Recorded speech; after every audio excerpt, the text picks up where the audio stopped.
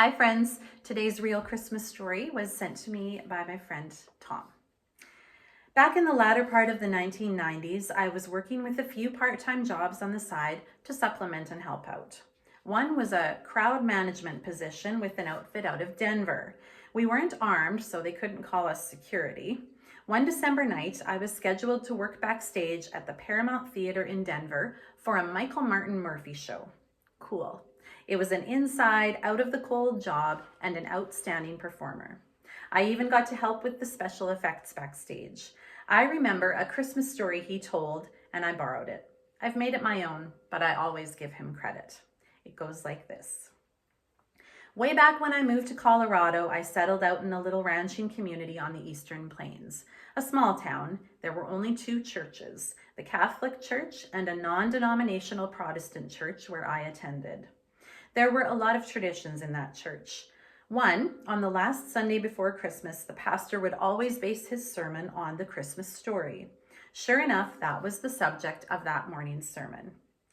Another tradition is that after church, all of us old bachelors would gather at Denny's for pie and coffee and to talk and solve the problems of the world.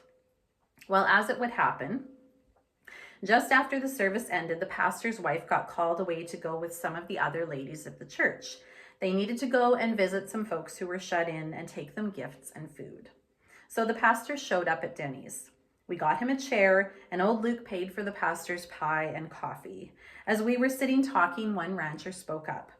Pastor, we've visited with you in your office, in the church, and seen your library at home. You have a lot of different translations of the Bible. In just one, wouldn't it be possible that the angels had appeared to cattlemen and not sheep herders? The pastor just looked at us, took a drink of his coffee, and smiled.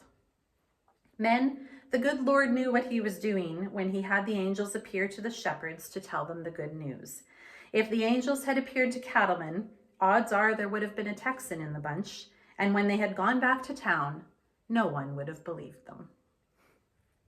I remember that time in my life, Tom writes.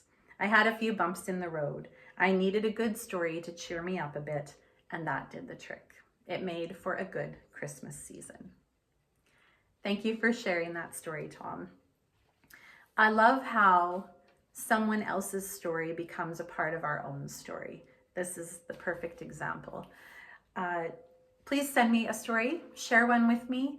Don't underestimate the significance of it or the joy that it can bring to someone else to hear a little bit about your real Christmas experiences. And I will see you here tomorrow.